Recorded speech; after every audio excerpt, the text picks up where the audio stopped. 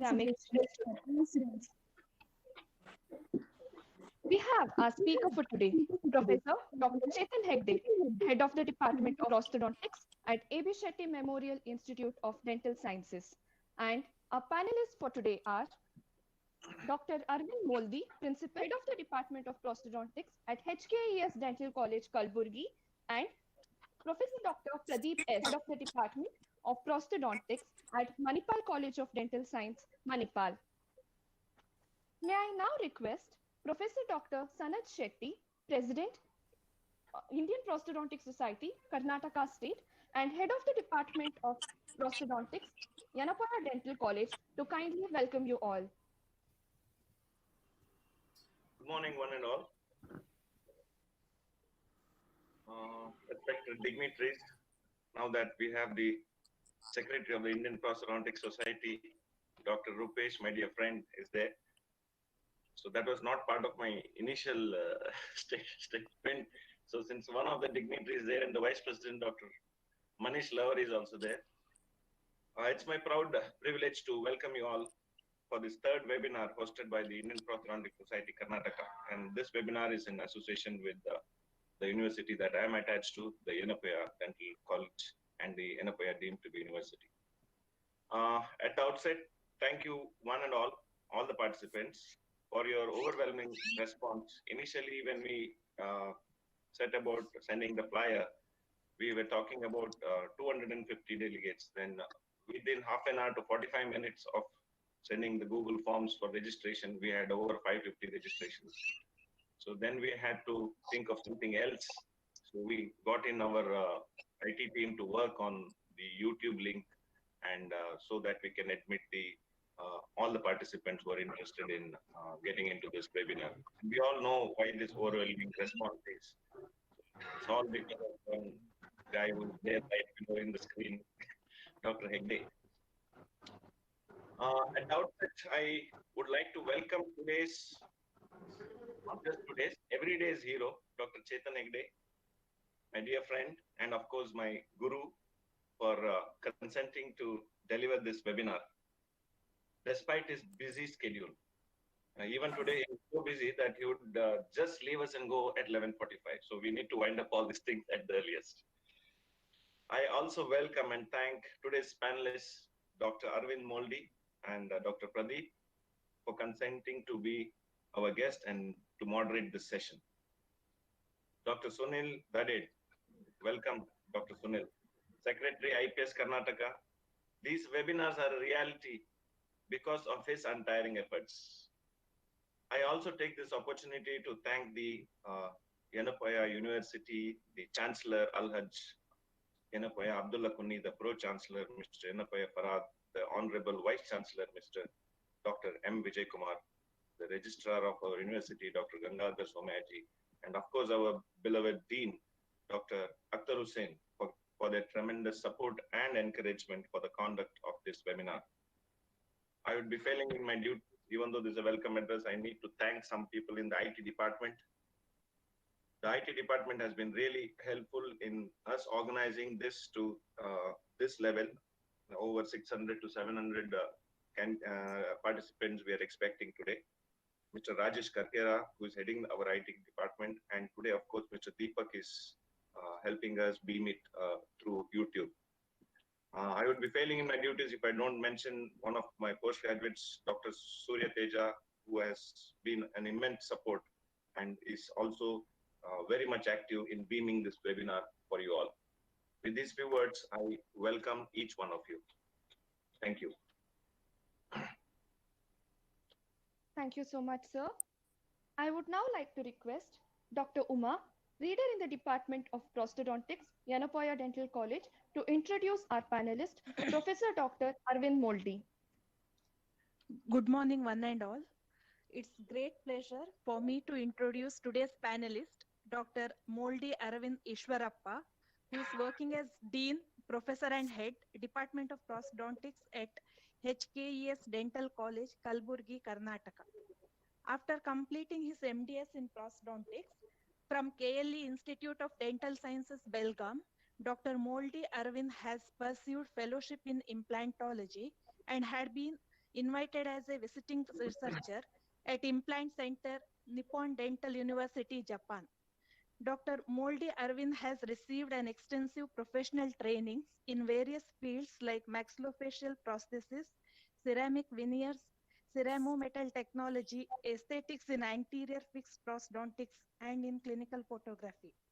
Aside from his immense knowledge in the field of prosthodontics and implantology, Dr. Moldy Arvind has authored a book titled Handbook of Cast Partial Denture Principles and Techniques. With great pleasure, I welcome you for today's webinar, sir. Thank you. Thank you. Thank you, ma'am. Thank you, ma'am.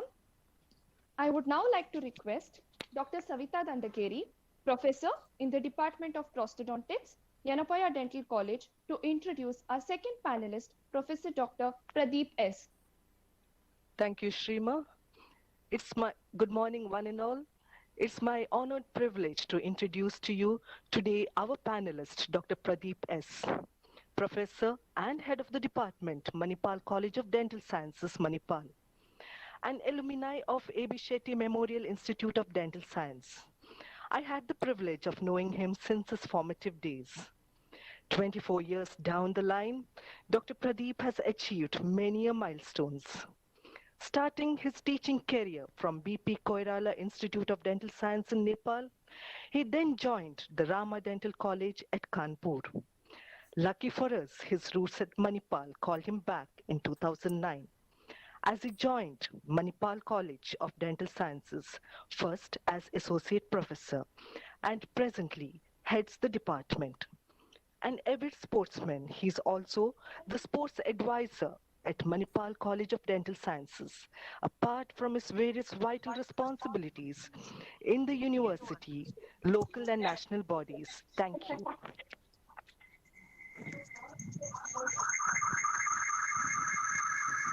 Thank you, ma'am. May I now request Professor Dr. Pradeep S., one of the panelists for today, to introduce our speaker for the day, Professor Dr. Chetan Hegde.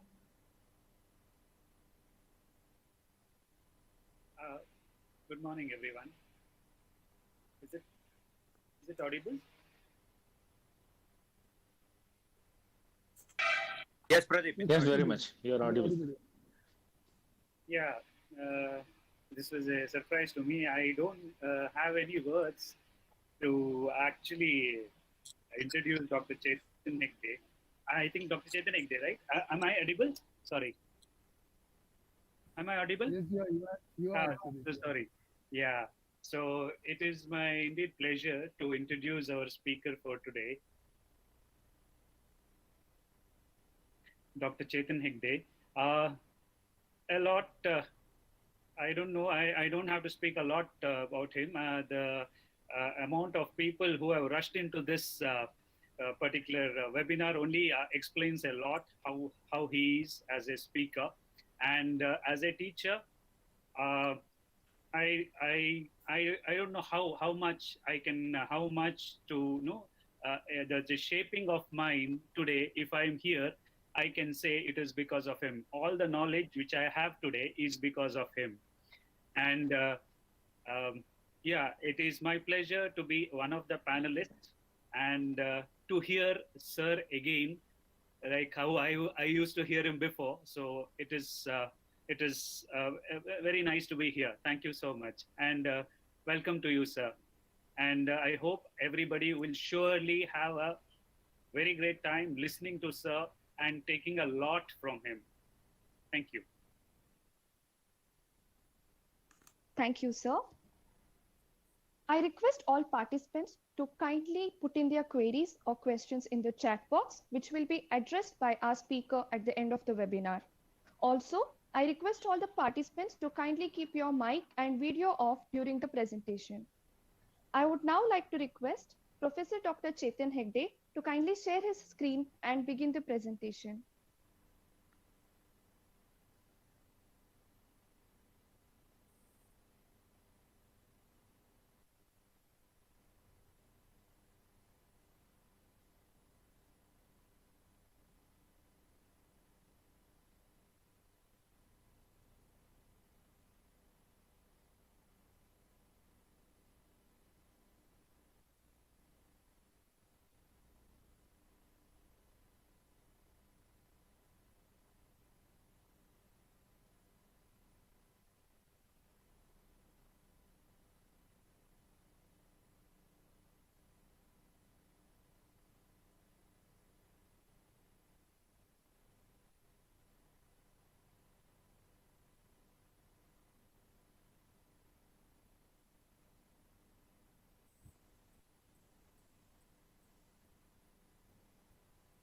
Good morning, everyone. I hope I'm audible.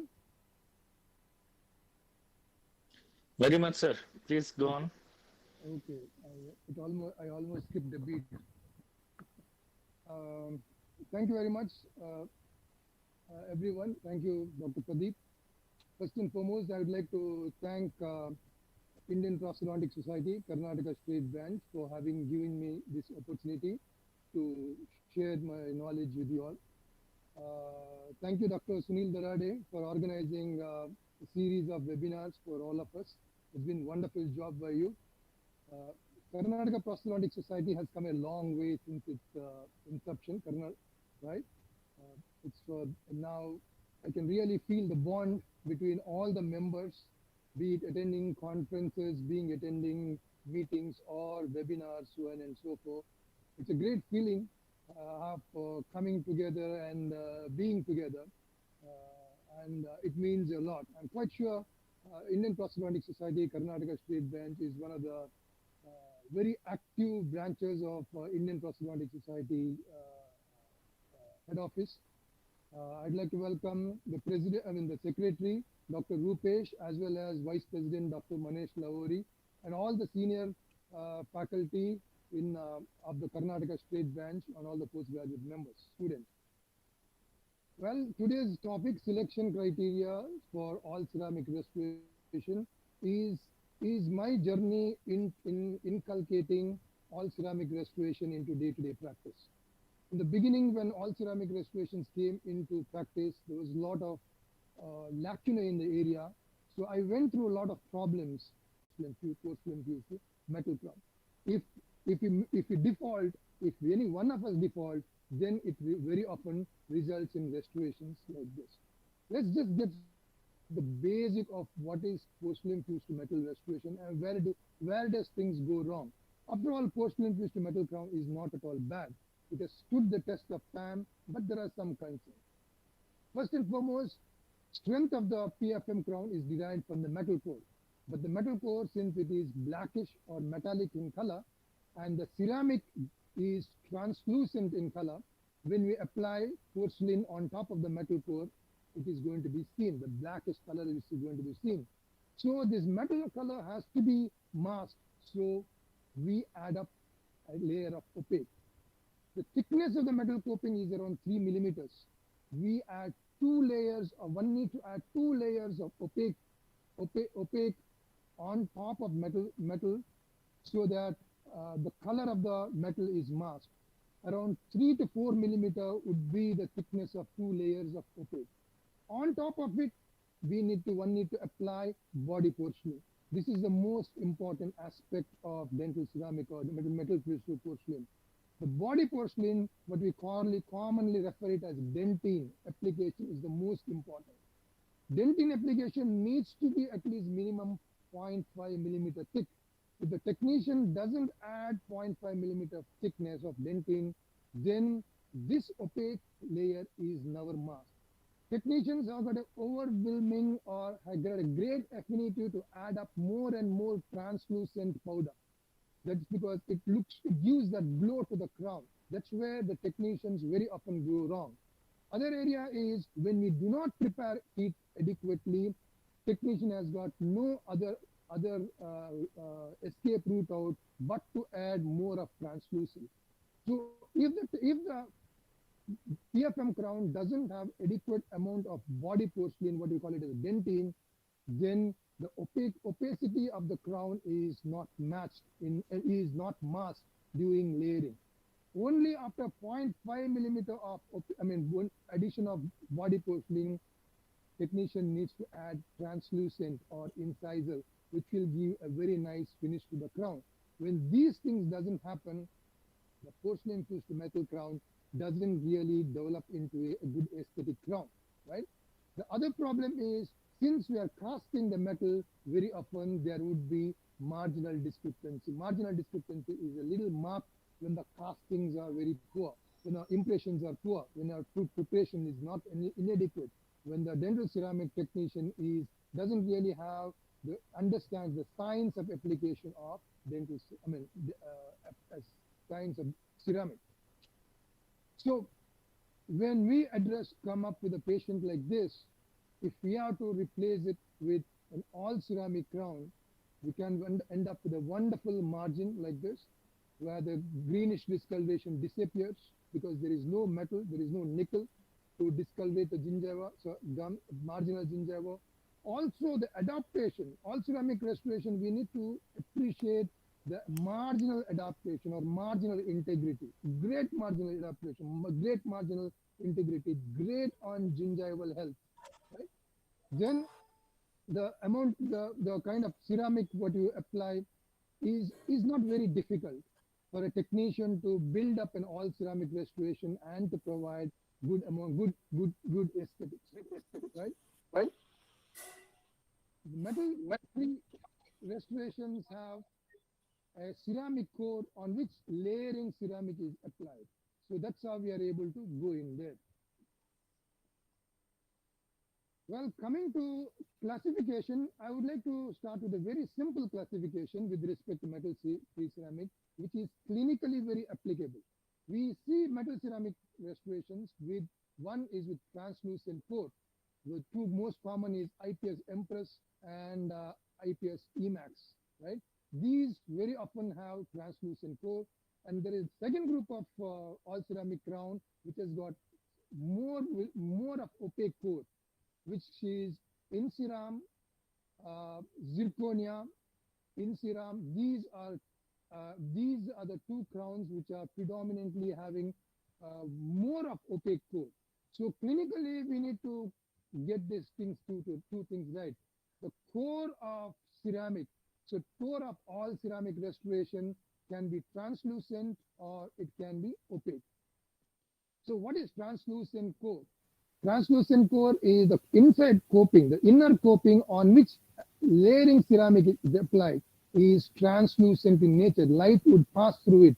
So through the crown, some amount of color of the dentine is seen through. Then we have opaque core. You can make out the difference, right? Here the coping, the inner coping is opaque in nature. Here the inner coping is translucent in nature, right? So these are the two types of cores that first and foremost we need to understand. On top of these cores, the technician is going to apply or going to do layering ceramic when one deals with layering ceramic. So I'll just show you what is a major clinical implication of translucent core. So this is a translucent core. If you I place a modeling wax inside, and when you see it from outside, you can see a reddish hue, right? Because this crown is translucent in nature. Whereas here you can appreciate a opaque core, all ceramic crown whose coping is opaque in nature with wax inside, you really do not see any wax out there, right? So these are the two major differences. So this is Zirconia FPD, this is Emax, this is Empress, this is In-Ceram. Same exercise we are doing, we're just applying a small pebble of wax. Then we are checking them out. With Zirconia crown, you do not see any reddish hue. With Emax, as well as in Empress crown, you can see the reddish hue there. Again, in In-Ceram crown, you do not see any reddish hue. That is because it is not translucent in nature. Right? When you have a translucent core, the light can pass through this. Right? A lot of people do of making all ceramic crowns which doesn't really glow under fluorescent light. That is, if you have an anterior crown made with, for example, PFM, and if you happen to go to a disco and the lights are pretty psychedelic fluorescent light, then through the fluorescent light, the inner coping can be seen, the core can be seen. That's very disturbing. So that's one of the advantages of having. Let's first get into one of the first and foremost and the gold standard in all ceramic restoration, that is IPS Empress. This is high density, homogeneous, lucite crystal reinforced glass ceramic. It has got a very high increased translucency. The translucency is translucent, it blends well with the adjacent tooth, as well as some amount of color of the dentin is also seen through. That's how it develops a great amount of aesthetics, develop great cosmetic. Dr. Chetan, just one second. Can I have the technical team to mute Flora? There's a lot of disturbance. Dr. Chetan, please continue. There's a lot of And disturbance from some of the participants. Yeah. yeah, that's the I can make out. Yeah, it has got a strength of around 160 megapascal. That is the problem with Empress. Empress is predominantly advised for anterior restoration because of the strength, right? It's got a strength of around 160 to around close to around 200 megapascals. It is used for anterior crowns, veneers with acceptable color of the dentin. If the dentin is highly discolored, then it is not really indicated. These crowns has to be adhesively cemented using light cured luting agent. So these are the some main features of Empress, right? When it comes to Empress crown, all ceramic crown, Empress is the gold standard. Till date, there is no crown which is as aesthetically superior as Empress crown. Margin with Empress, you can give supragingival, subgingival, equigingival. That is the kind of aesthetic results it can produce. Even if you give supragingival margin, if your shade selection is good, it blends perfectly well with the rest of the tooth. So it has got a great advantage of keeping the margin supragingival. So this is a patient which is reported with a PFM crown. He was not happy with the way the crowns are appearing. Whatever the reason, we'll discuss the reason a little later.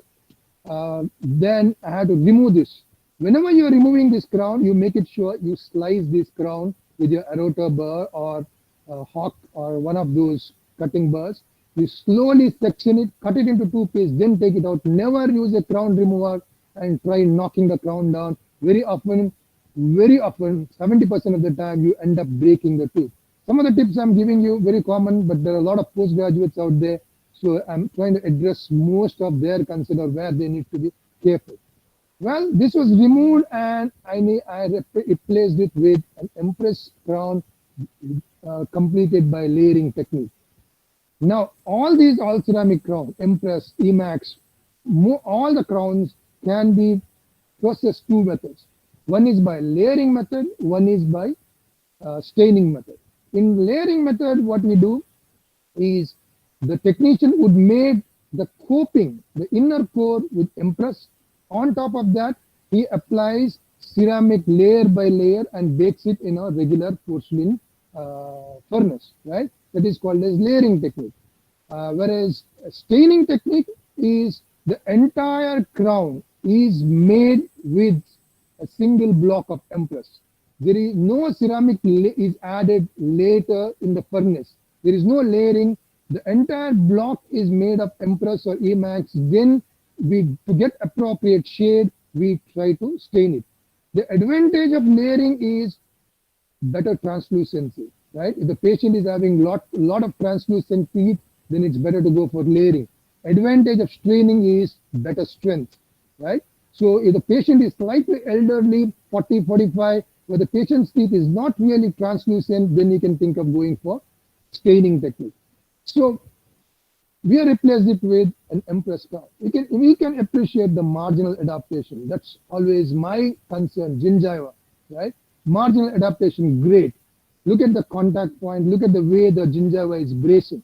It's always good to take an IOPA, see where the bone crust is. Then accordingly, you place your contact point so that the papilla grows right up to your contact point, giving adequate respect to biological width, right? You can appreciate the translucency in the edge, right? In the incisal edge, because layering technique. You have to make it sure if you're using Empress, you prepare the tooth adequately. 1.5 millimeter minimum tooth reduction is required if you have to get good aesthetics. You do not get good, 1.5 millimeter is a must, right? If you do not provide that, then there is going to be catastrophe, which we'll discuss a little later. Well, another case, again with Empress. Again with Empress, tooth is slightly discolored, prepare the tooth and replace it. This is staining. Empress by Empress with staining. It is not layering. You can appreciate this particular crown, this particular tooth, natural tooth. It doesn't have great deal of translucency in it, right? When you come across a teeth like this, you can always ask for a crown by staining technique. That means the entire crown is made up of single piece. There is no layers being added. It is a single piece. It is simply been stained.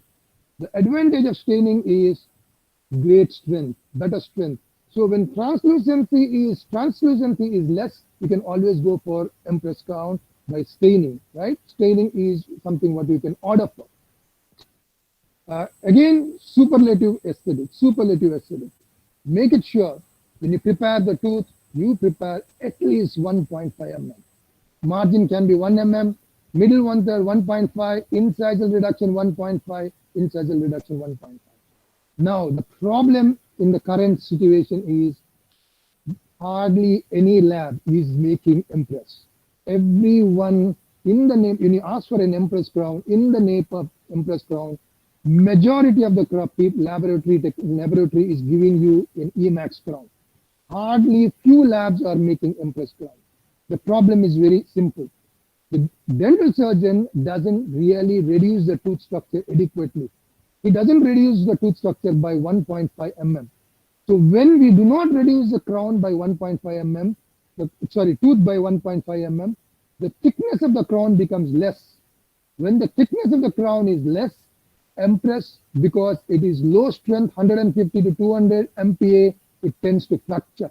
When we fracture, we blame the laboratory, and laboratories are tired of replacing Empress crown.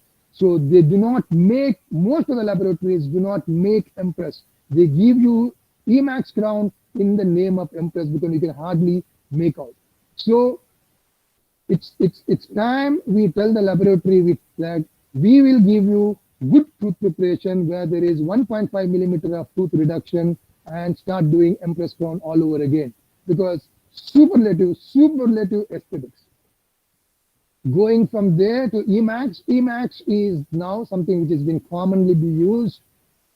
The advantage of Emax over Empress is it has got better strength. The strength is derived from the high crystal density lithium disilicate glass ceramic core. The core is made with lithium disilicate. That's from where it derives its strength. Also, the layering ceramic which is applied on top of the core is made. On top of core, the layering ceramic which is applied is made with nanofluorapatite layering, which further gives good aesthetics. Along with aesthetics, translucency, it also adds on to the strength. It has got improved physical property as well as translucency. The flexural strength of layered Emax is 400 megapascal. That's quite a good amount of strength. You can use it for anterior tooth easily. You can also give 3-unit fixed partial dentures. Also, you can, if you are asking for the monolithic Emax crown, CAD milled monolithic Emax crown, the strength goes up to 500 to 600 megapascal, in which case you can use them even in molar, single crowns, molars. If you're when you're bonding Emax, it can withstand the load because it got great strength when you order for a CAD milled Emax monolithic crown. The best thing about Emax is it's available in different ingots are available. High and low translucency ingot and low and high opacity ingot or medium opacity ingot. The ingots are different, as the ingots are indications of ingots are also different. This is where the clinical consideration fits in. You need to know which type of ingot you need to tell the laboratory to use if you want to get superior aesthetic crowns. It can be, as I said, it can be pressed or it can be CAD milled, block milled into monolithic crown. The tooth preparations recommendation: rounded shoulder, 1 mm, 1.2 mm in the middle 1/3, around 1.5 to 2 mm in the incisal 1/3. The tooth preparation is slightly lesser than that of Empress crown. Indication, translucent. Translucent, the Emax crown with translucent coping can be used, is recommended for veneers as well as crown. Low translucency Emax copings codes are recommended for crowns, veneers and inlays. Medium and high opacity are recommended or needs to be used when the patient has got very highly stained tooth or on top of an implant metal abutment, titanium abutment, or on top of postern core.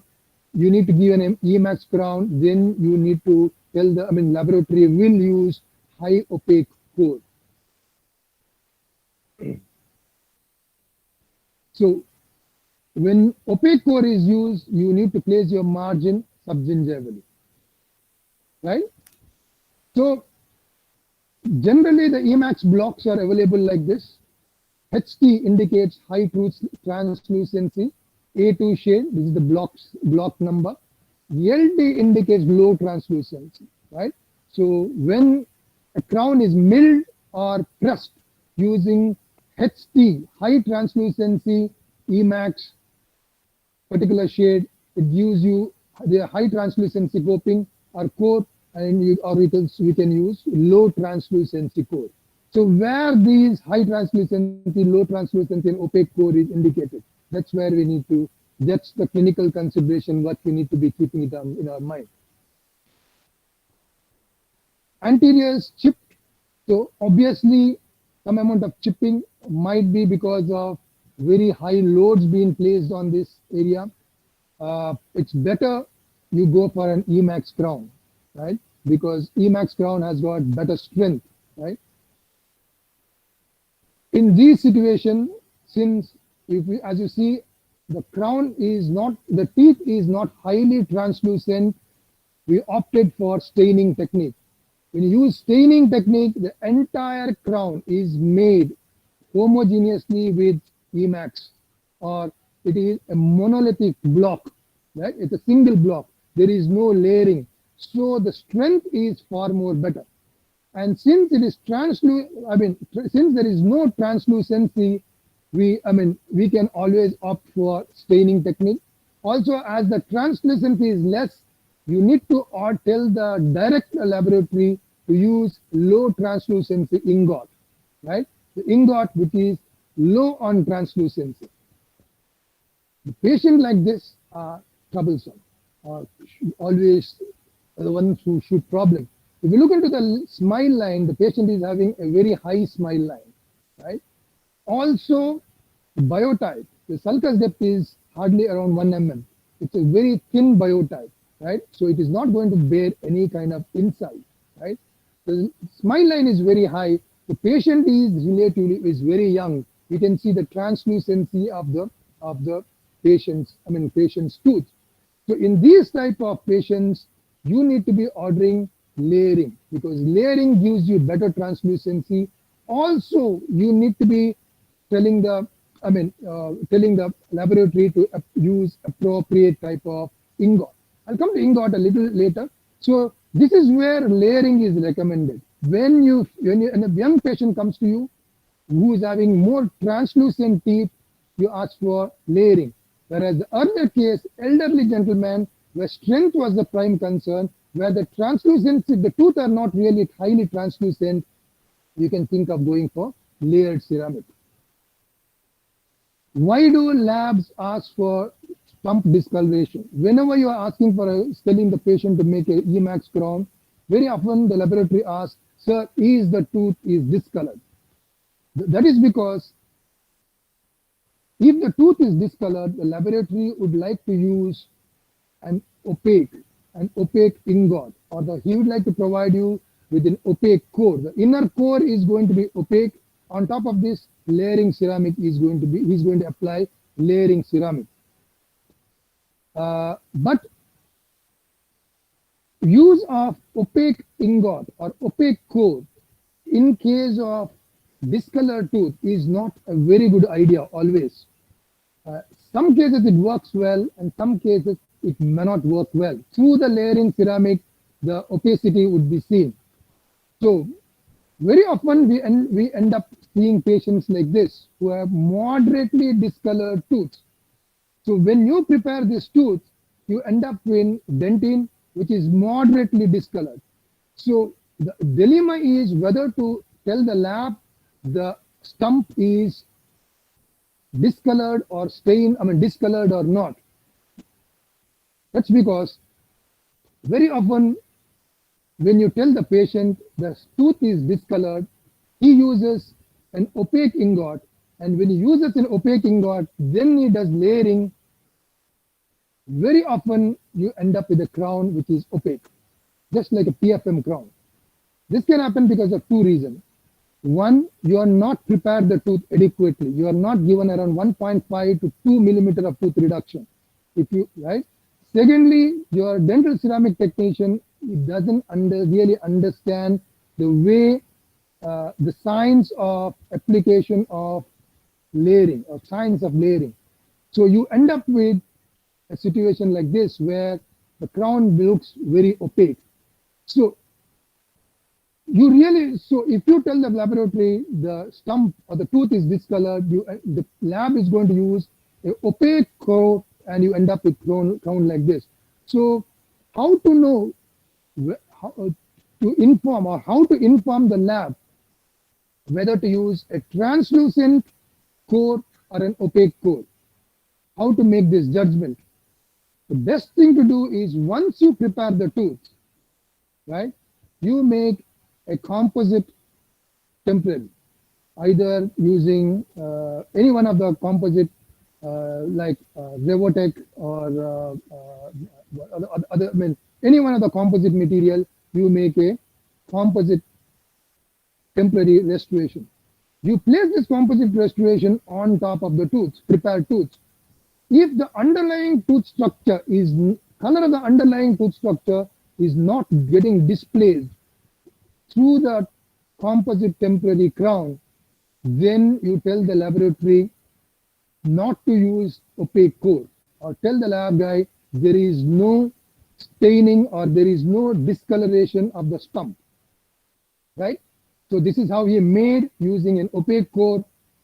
You saw using a temporary, no portion of the prepared stump is seen, no discoloration of the temporary crown. We ordered for a low, we told the patient use low translucency ingot, right? Low translucency ingot, you can see the kind of aesthetic what you can generate. Far more better than an opaque core, right?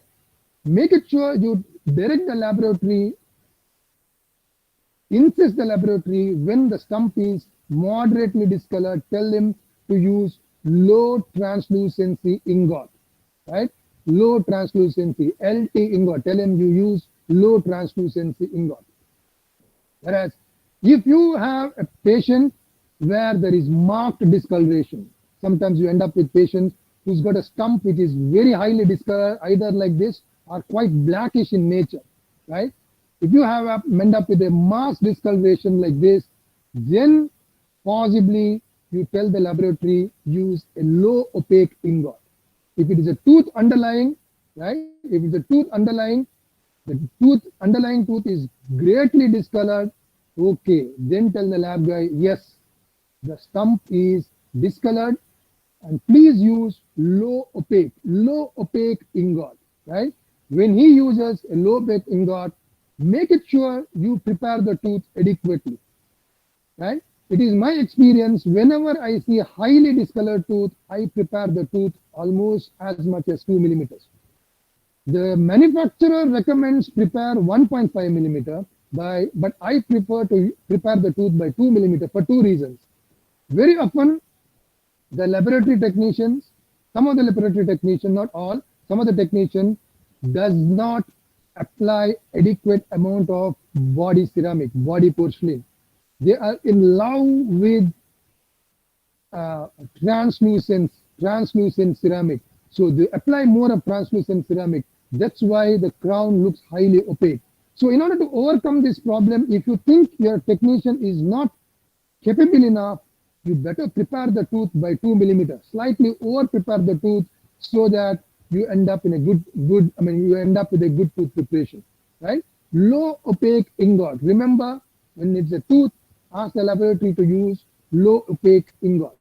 But in case if there is a metal post and core, right? Metal post and core, or in case if you're making a crown for a titanium abutment, then you're giving a Emax crown, then the laboratory will use high opaque core because the metal post is blackish in color, titanium abutment is blackish in color, definitely high opaque core. But the laboratory technician has got enough thickness to place layering ceramic, so there is nothing much to worry. Very often you end up with, even in spite of having a metal post and core, you can generate good aesthetics when the laboratory, or you are directing the laboratory to use appropriate type of ingot.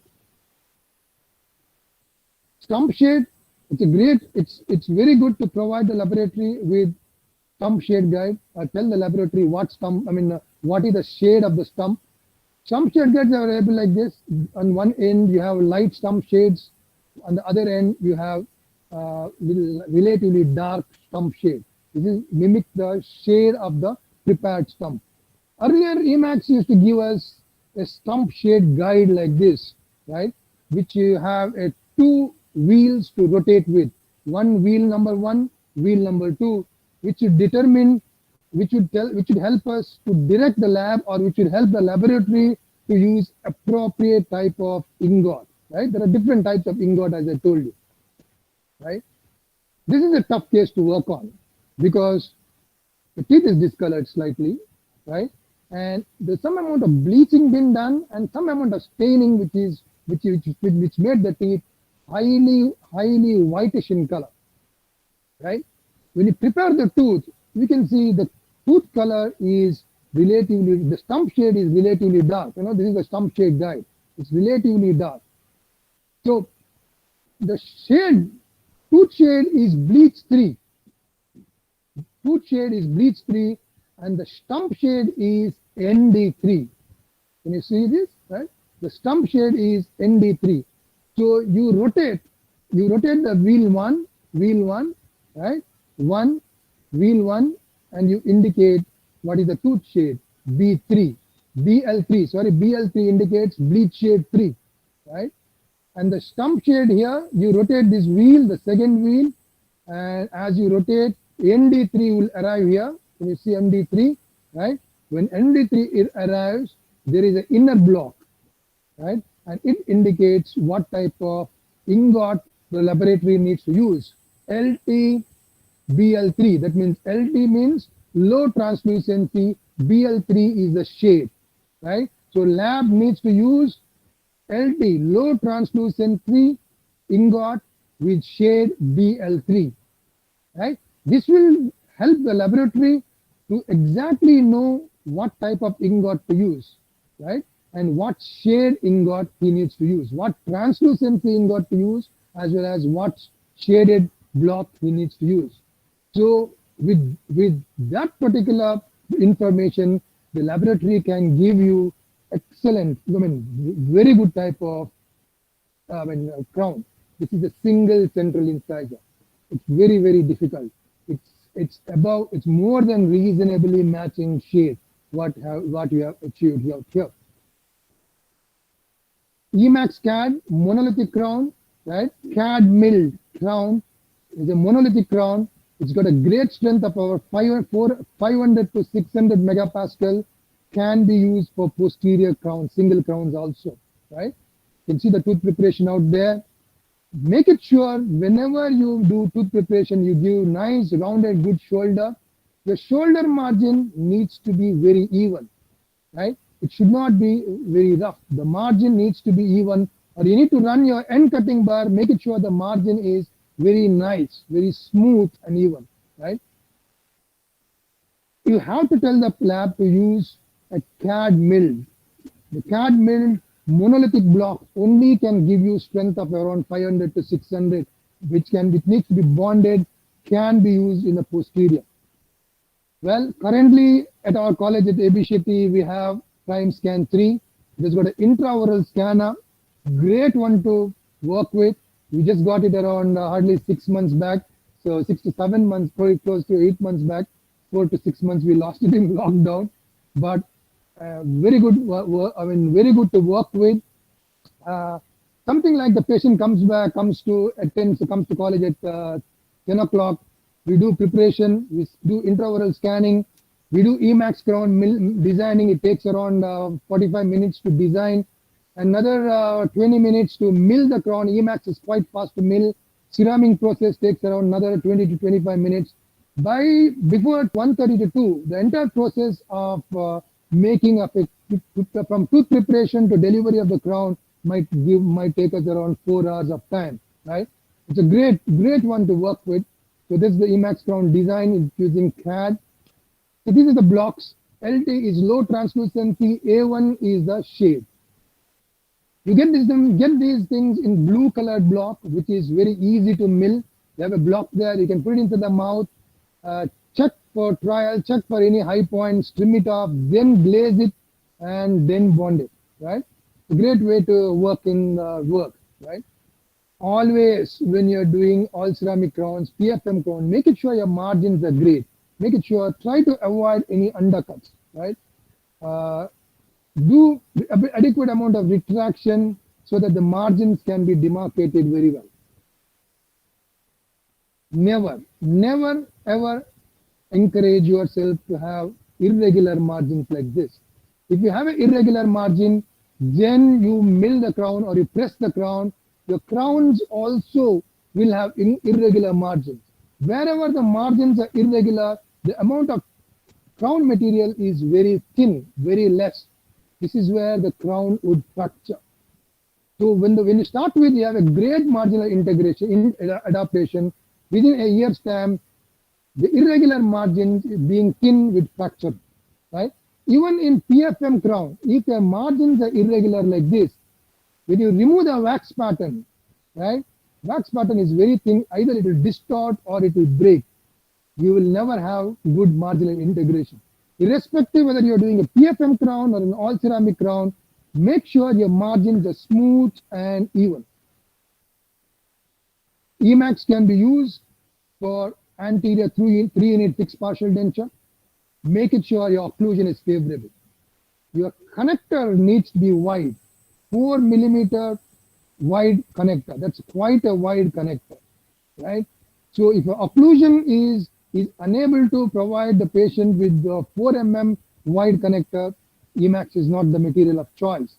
Unless otherwise you have wide connector, it is not really recommended. But otherwise, it is recommended. You can use Emax even for an anterior fixed partial denture. My favorite material is Feldspathic. Feldspathic is always been my favorite, my material of choice, because it's got great grain size. No one is using Feldspathic. Feldspathic is gone off the market because of low strength. Ferrat has got Feldspathic blocks. You can CAD mill them. Vita has got Feldspathic block. You can CAD mill them, right? They are great grain size of 4 microns, right? You can polish these Feldspathic block inside the patient's mouth. When you bond them, it has got reasonable good strength, 350 megapascals. And my choice for, I use them when I make an inlay.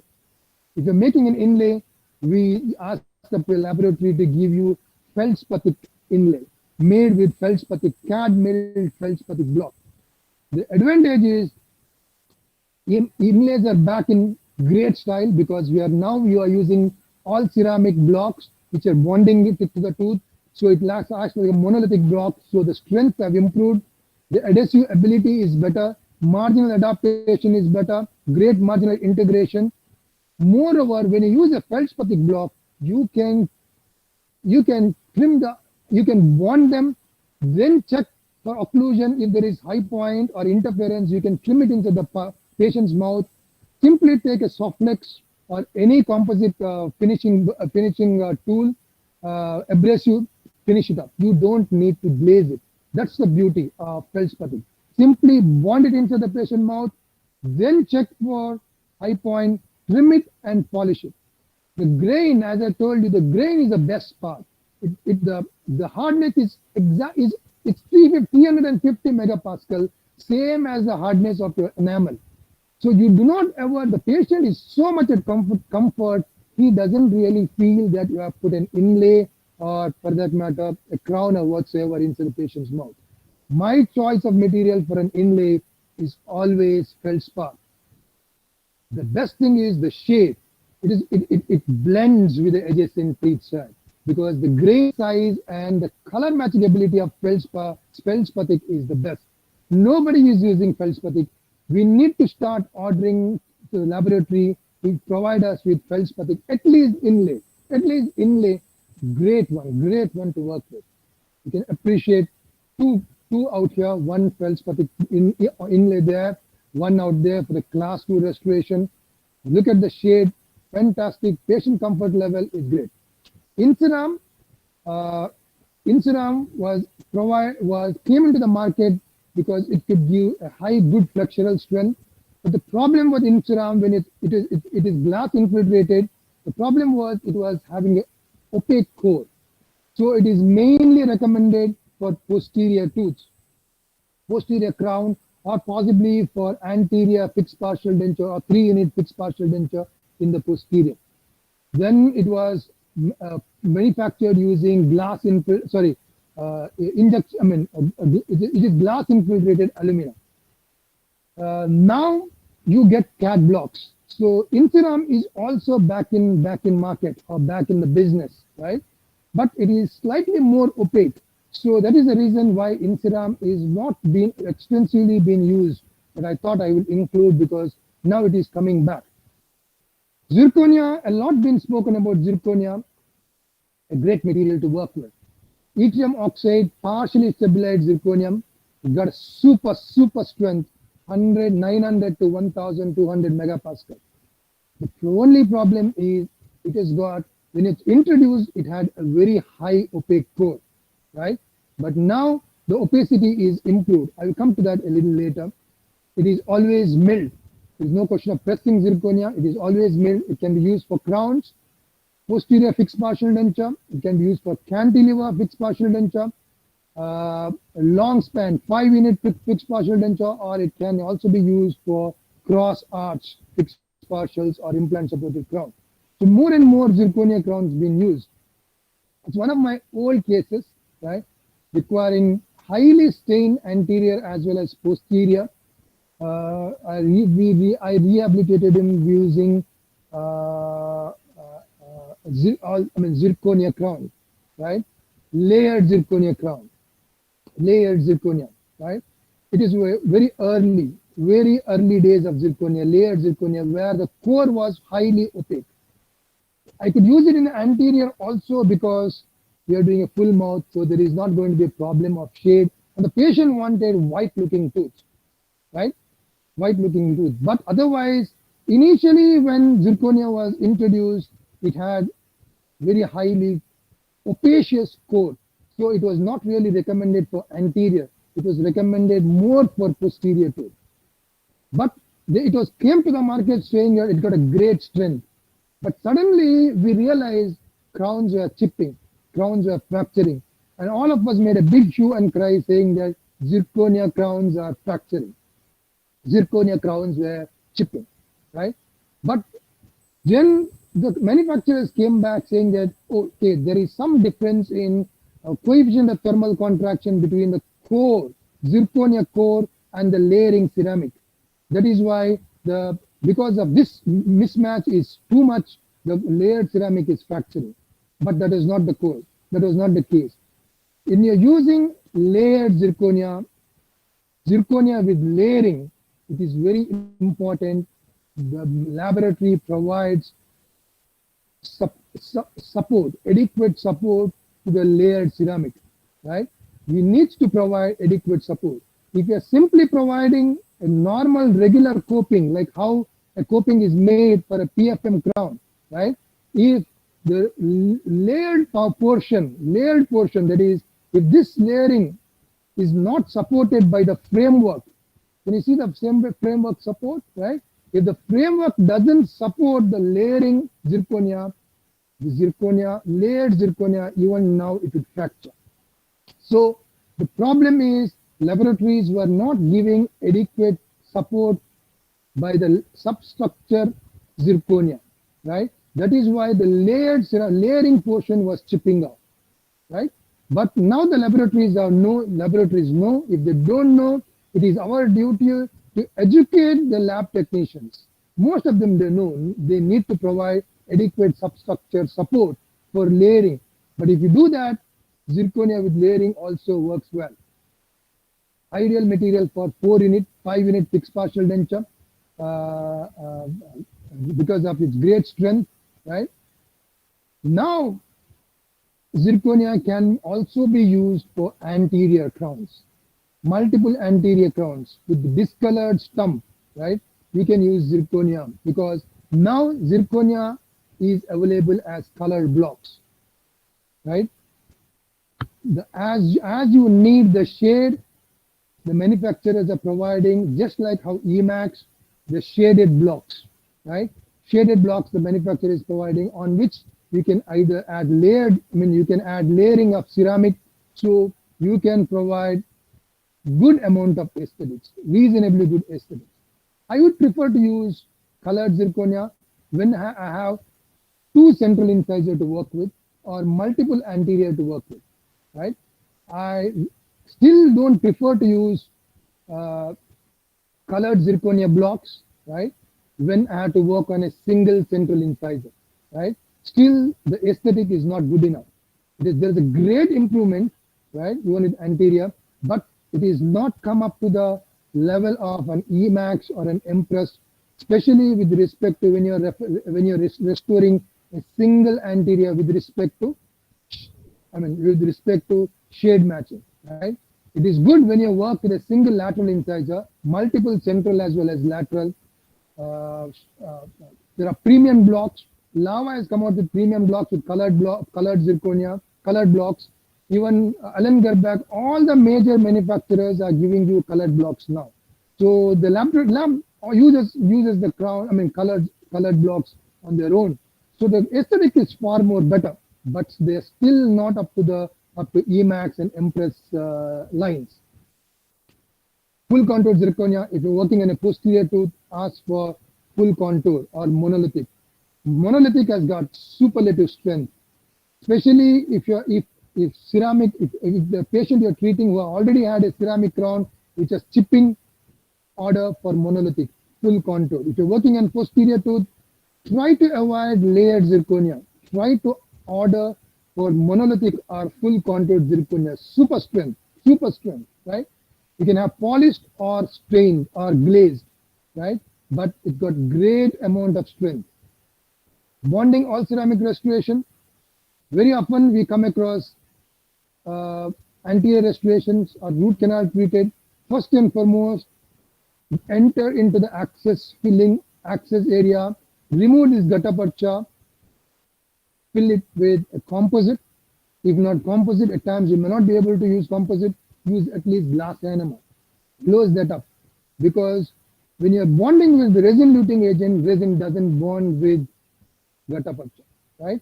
At least it will bond to some extent with glass enamel. It will bond better if you're filling this with a composite restorative material. Etch the crown. If you're using Emax, Empress, you etch it with hydrofluoric acid, right? Then silane coupling agent, you need to add silane coupling agent after etching it with the hydrofluoric acid. Add a layer of silane coupling agent, wait for 1 minute, air dry it. You need to silane it. Add bonding agent onto the tooth surface, right? Then cure it. If it's a crown, you may cure it, right? If it's a laminate, if you're bonding a laminate, if the thickness of the laminate is not more than 0.8 millimeters, you don't have to bond the bonding. You don't have to light cure the bonding agent. Otherwise, apply a thin layer of bonding agent, slightly air dry it, or agitate it, right?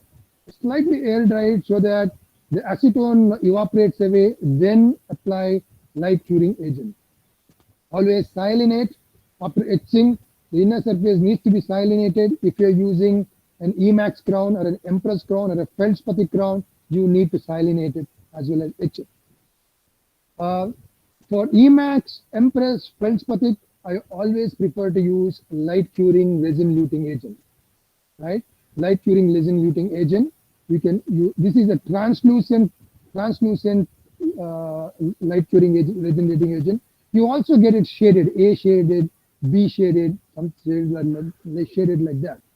Especially if you're using an Emax or an Empress, use light curing resin luting agent, because if you use dual cure, especially for light cure, especially for laminate, there might be release of tertiary amines, and this might discolor your laminate or crown. So better to use resin luting agent, light curing resin luting agent. And light curing resin luting agent provides you great advantage when you're working on laminate, because it gives you that excess time to place the laminate nicely on top of the tooth, adapt it well, make it sure there is no gap, it is sitting nicely, then cure it. There is no restriction of time. Dual cure, well, if you're using an Emax, if you're using a Zirconia crown, if you're using a metal ceramic crown, if you're using an Emax with opaque core, you can think of using a dual cure. But I wouldn't like to use, personally, I don't really use dual cure. This is Relax X. Now 3M has come out with a better material, improved material, but purposefully I put this material because a lot of manufacturers claim this particular adhesive luting agent. When you use this particular dual cure material, you don't need to etch, you don't need to silinate, you don't need to apply bonding agent onto the tooth. So when this was introduced in the market, we simply took this material, mixed it, and especially the posterior crown, we just placed it, cured it, thinking that it is going to work. Very often the crown, Emax crown, fractured. Sometimes Emax crown simply came out, debonded, right? Then we spoke to the dealers. There was nobody giving an answer. They said, no, you don't have to etch it, you don't have to bond it, you don't have to silinate it. But later, the head office people, the research wing got back saying that, no, you don't need to etch, you don't need to bond, you don't need to silinate, only if you are using a high strength crown like a Zirconia crown or a porcelain fused metal crown. If you're using a low strength crown like an Emax crown or an Empress crown, something like that, or a Feldspathic crown, you need to follow bonding, etching, silination, right? Of course, this has got MDP, which is that helps in adhering to Zirconia. That's an advantage of using Relax when it comes to Zirconia. If you're using a regular light cure, you cure it for 10 seconds, then that is called the tag curing, and remove all the excessive resin which has flown out. Whereas if you're using a LED light, you just need to cure it for 2 seconds, and whatever the excess resin which has come out, remove it. That is called as a tag curing, right? Pass your dental floss in between onto the gingiva, into the subgingival area, making sure you remove all the resin luting agent. Quickly going through the laminates, right? Slightly discolored tooth, right? But there is spacing. Prepare the tooth. You can see still some amount of whitish hue. I hardly prepared it. The preparation still in the enamel. Equigingival margin, right? Because the tooth is discolored, I have to go up to equigingival margin. The contact, right? The preparation of the contact, right? Contact, since the tooth is slightly discolored and since there is space, you extend the preparation slightly more palatally, right? I always prefer to give a butt joint. I do not like to give what do you say, a wrap around kind of a margin extending into the palatal surface. I always like to give a butt joint because it adapts that much better. And the thickness of, the thickness of material is going to be a lot more, right? So we can appreciate the adaptation, right? Whenever you're using a laminate, it is better to use a trial paste. A trial paste, right? You get a trial paste like this, which is glycerin added. You add the trial paste onto this. You can see the trial paste out there. Then you adapt it onto the, Then you adapt it onto the tooth surface. So this trial paste helps in holding the laminate in place, right? Trial paste, this particular trial paste is a translucent color trial paste. You also get colored trial paste, which is A shaded, B shaded. So you can also use them and check when you use a shaded bonding agent, resin luting agent, what would be the outcome, aesthetic outcome. But anyway, trial pastes are good to be using because it helps in retaining the laminate on top and assessing the aesthetic. Once this is done, just take it out, wash it, pumice, place pumice onto the tooth surface as well as onto the laminate because this has got glycerin. So just make it sure it washed off. Then go ahead and bond it using resin luting agent. Light pure resin luting agent so that you have enough time to bond them. Again, I would like to go ahead with one more, but here now there is no what do you say? There is no diastema here. There is no space, right? You can simply prepare your teeth, extend it just up to the contact point or slightly into the contact point. Earlier, I prepared the tooth little more into the contact point or little more onto the proximal surface because there was spacing between the two teeth. Here, there is no spacing between the two teeth, so nothing will be seen beyond the contact point. So you can either extend right up to the contact point if the color of the tooth is good, or you can extend slightly slightly into the contact point, then you can see the laminate. You can't really make out the any tooth structure out there. Great aesthetics. Super, very conservative tooth preparation. Great crown to be going ahead. Why I love laminates? I love laminates because they're great on gingival health. Because your tooth preparation is very limited only to the labial surface. Your palatal surface is not prepared, right? I especially prefer to use it when the patient is having gingival issue, periodontal issues, which has been resolved, right? I prefer to use laminate because the moment we give crown, there is even the marginal integration becomes a problem, and gingival inflammation might start all over again, right? In these situations, right, when you have so much of space, you extend your preparation well into the proximal surface or extend your laminate well into the proximal surface up to the palatal, right? Up to the palatal, so that you get great look, great proximal surface, great contact, and very good looking aesthetics. If you do not extend your tooth preparation, right, or if you do not advise the laboratory to extend all the way into the proximal, then very often you might have, this a step between the laminate and the unprepared tooth, which would accumulate your food debris, plaque accumulation, right? So you need to be very careful. Whenever there is large space, tell the technician to extend it up to the proximal, entirely onto the proximal. Quickly running through the proximal, few failures. One of the reasons why all ceramic crown would fail is inadequate tooth reduction.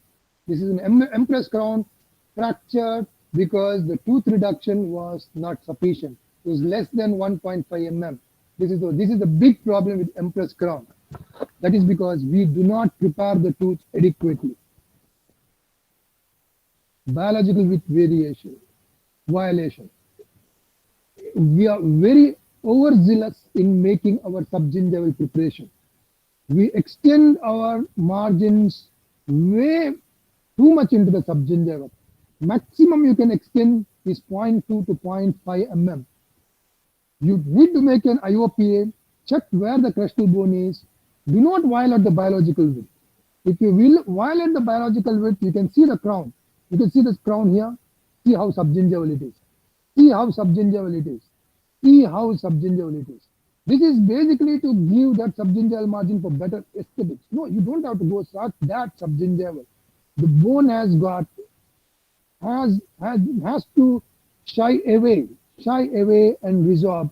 Look at the margins, look at the gingiva, right? It is inflamed, generalized, because he's got four all ceramic crowns placed. Aesthetic makeover, that's the problem.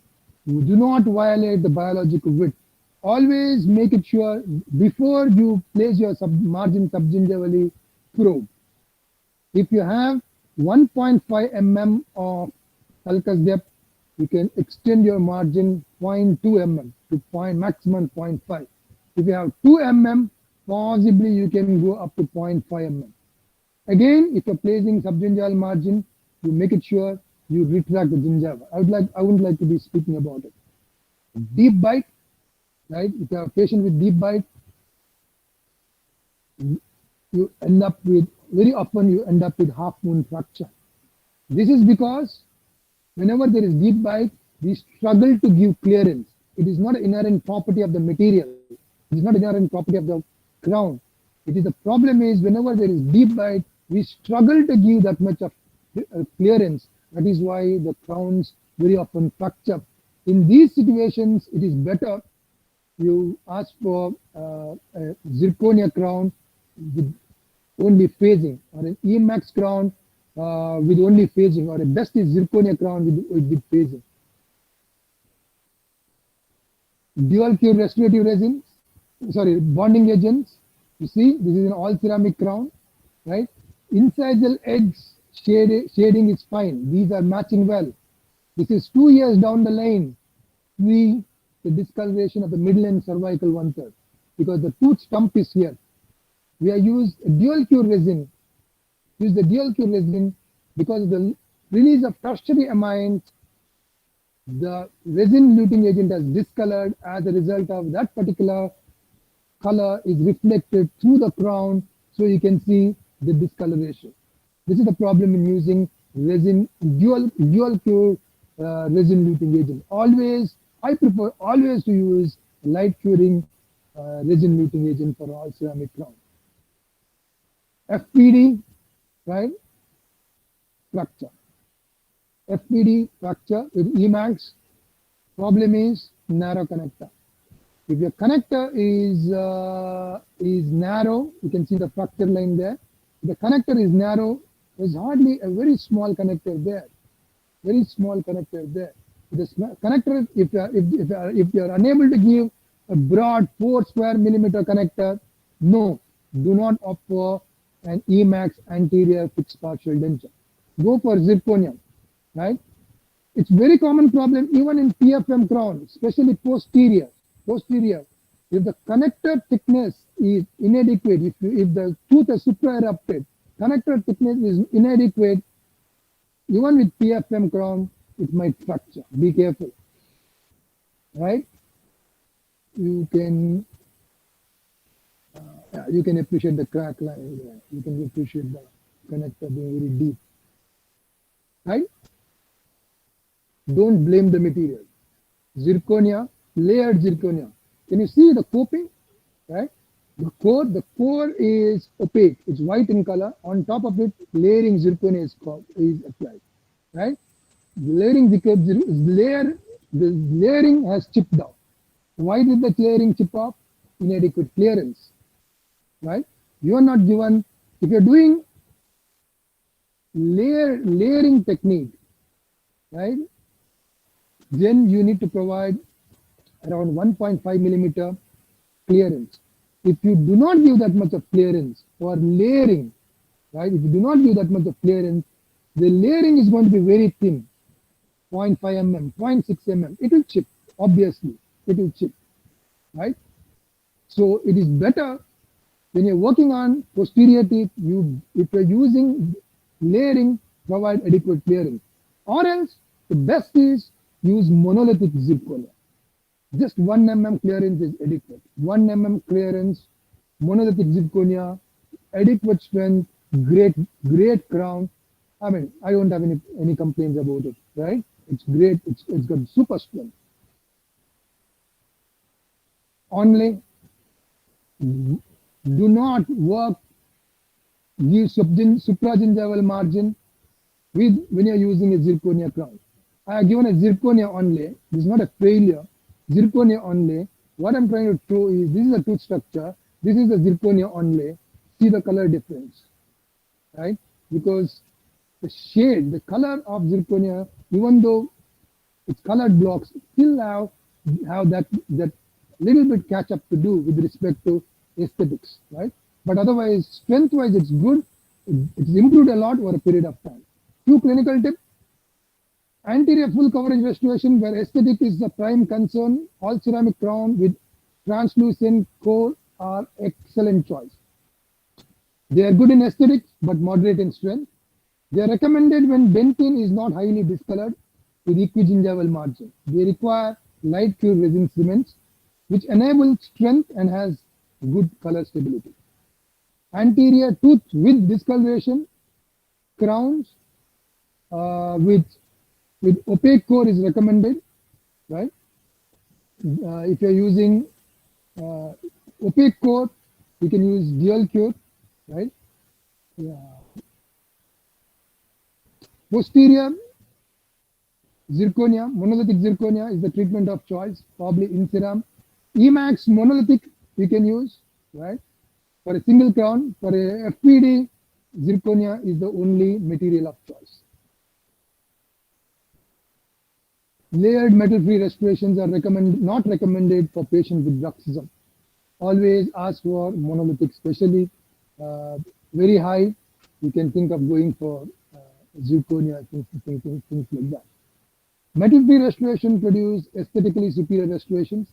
It is important for clinician to know various available types, their properties, in order to use them in light clinical situations for better long-term results. Thank you, one and all.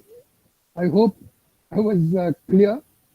It is more of clinically oriented presentation, which type of restoration to use in which clinical situation, and to achieve moderate to good amount of aesthetics. Thank you. Thank you so much, sir, for sharing your immense knowledge and expertise. Now may I request our panelists to moderate the next session. There are a couple of questions, Dr. Chetan. Would you like to take them? I suppose, yeah, at least 8 to 10 questions. I have around 5 minutes. It has to be, I have to be a little courteous. I will take for the 5 minutes, 5 to 10 minutes. Well, Dr. Ruchir has a question. If there is a metal core, would you use Emax or a layered zirconia? Is one of his questions. Metal core, yeah. The option is you can go any one of them. Right? If you're using any one of them, if you're using Emax, you can go for Emax, but you need to use an opaque core. You tell the laboratory to use a high opaque ingot. Right? That's what I was talking about. Zirconia, obviously, it has got you get colored zirconia, so it masks the color of the metal. If you're using Emax, you can still go for Emax, but the lab needs to use an ingot which is high in opacity. Some of the newer looting agents, your dual cure, are claiming that they don't have a tertiary amide release. What's your opinion on such materials or claims? Yeah, there are quite a few of them in the market. We recently have come to saying there is not much, there is no discoloration. There is no discoloration we are claiming. Frankly, I'm not. I really don't know about it because for the discoloration to come up, you need to wait for a year or at times quite. I mean, up to 2 years, right? So those materials are new into the market. Probably they don't really discolor, but I really don't have much idea about it because I have We used understand. them very limited period of time. So I still stick to my what do you say light curing resin luting agent because I have luxury of time, especially when using with laminate.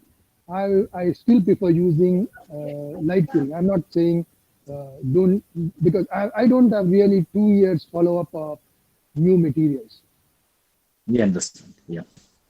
Dr. Prerna has a question. How do you manage incisal chips on Emax crowns when changing a crown? Entire crown is not an option. Chipping. Okay, there Yeah, is not much, incisal chip. there is not much we can do. Best, you want a solution which is going to last, right? You need to please remove the crown and redo the crown.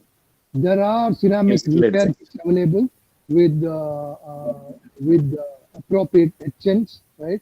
Very high HD content etchants which can etch. Then you can place composite respiratory material to repair it. Very often it doesn't work. Sometimes it does work, but there are quite often the repair what you've done does come out. So I personally prefer to remove them and redo the crown. Dr. Shraddha has a question. She is asking what is the choice of your luting agent for temporization and laminates? Temporization of laminate, is it? Okay. I don't use luting agent. Simply take regular moldable composite, right? Adapt it over the tooth surface and the light cure it. I might do a small spot. You can do spot etching, right? Spot etching, and possibly one small drop of bonding agent you might apply. Then adapt your composite material and light cure it. Luting agent, no, not at least for laminate, temporary laminate. That's how it is done. Use regular moldable composite, adopt it, shape it, light cure it. That's how we do. Chetubai, I have a small query. Always your student. There's only one Sanatya. person in the world I'm really, really worried about when somebody comes out with a query. He's Sanat Chetty. No, we have a lot of. We are discussing about this dual cure and light cured cements.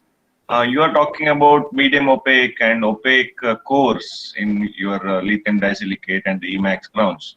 So how sure are you about the curing that would happen below these cores for your light cured cements? Yep. If you're using sorry, good Sanat that you brought up this question.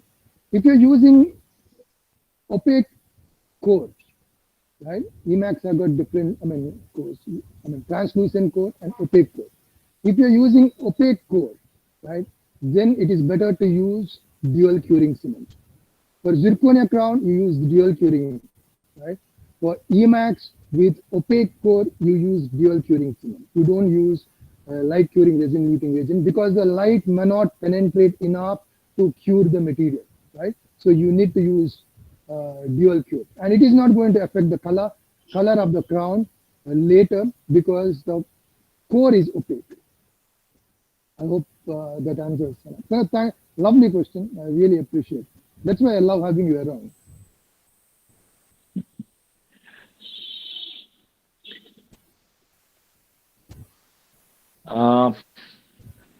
Some more questions?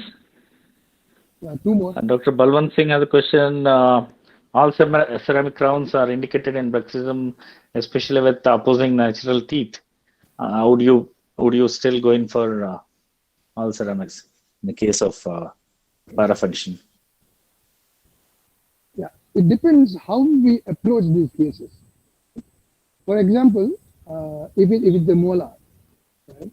And if there is good amount of disocclusion before I approach the case, I would ask the patient to do right lateral and left lateral protrusive movement, especially right lateral and left lateral, and see whether the teeth can be disoccluded. If the teeth it can be disoccluded, then I do not have any problem in using an Emax monolithic crown, right? And if the teeth cannot be disoccluded, right, then I would prefer to go for, among the all ceramic crown, I would prefer to go for a zirconia crown.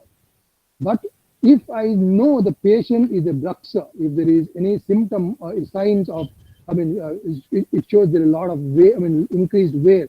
So if I know the patient is a bruxer, I always like to give a patient a night guard, right? So that's how I would like to go about. Check for disocclusion. If disocclusion is there, I don't mind really going for an Emax crown, which is monolithic.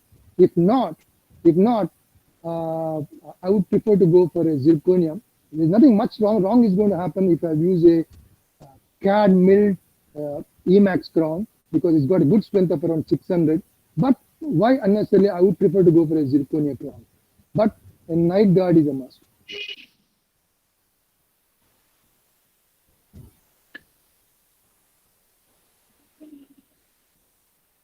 Anything else? You have scope for more questions?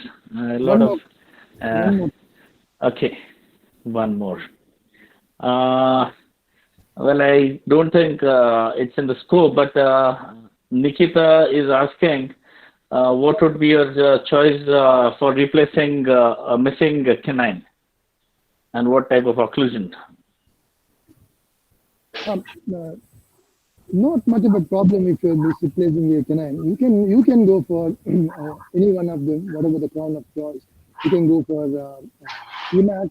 You can go for zirconia with colored zirconia blocks.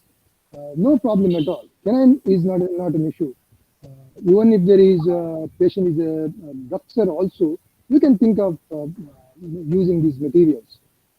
Provided you give adequate tooth reduction.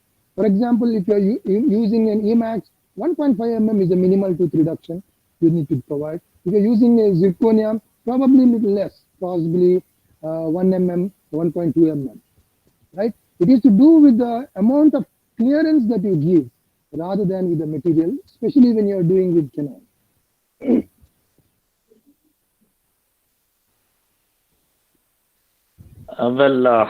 On behalf of all the participants, let me congratulate Dr. Chetan and also thank him for taking all the trouble to meticulously enlist and present the selection criteria for all ceramic crowns. The ever active Karnataka State Branch, Dr. Sanath and Dr. Sunil. We have dignitaries, very glad to have Dr. Manish, all the way from Mathura, Vice President of the Indian Prosthodontics Society, Dr. Rupesh, very enthusiastic Secretary of the Indian Prosthodontics Society. So thanks everyone for giving me also this opportunity to be a panelist. My co-panelist, Dr. Pradeep, for introducing our today's speaker. Thanks, Dr. Sunil. And let me hand over to the Secretary IPS Karnataka State Branch. I'd just like to add, I'm extremely sorry that the family kind of an emergency, a commitment has come, so I need to leave. That is why I had to cut short the question and answer section. I'm extremely sorry about it. Please continue. Please carry on. Thank you so much, Dr. Chetan, for your patience with us and for consenting to do this webinar for us. Thank you. Thank you. Thank you so much, sir. I would now like to request Professor Dr. Sunil Dade, Secretary, Indian Prosthodontic Society, Karnataka Branch, and Head of the Department at AMES Dental College, Raichur, to deliver vote of thanks. Yeah. Thank you. Now, as we end today's webinar, I would like to thank all of you for the registrations. The huge number of registrations we have got this time shows that the great interest in the webinars. I would like to thank our guest speaker, Dr. Chetan Hegde sir, for having accepted this and rescheduled, although we had planned it in the last week. But because there was some program overlap with IPS, we had to reschedule it this week. Thank you for your convenient date, sir, and accepting it from the IPS Karnataka State Branch. I would like to thank our two panelists, Dr. Arvind Moldi, sir, Dr. Pradeep, sir, for having accepted and being there.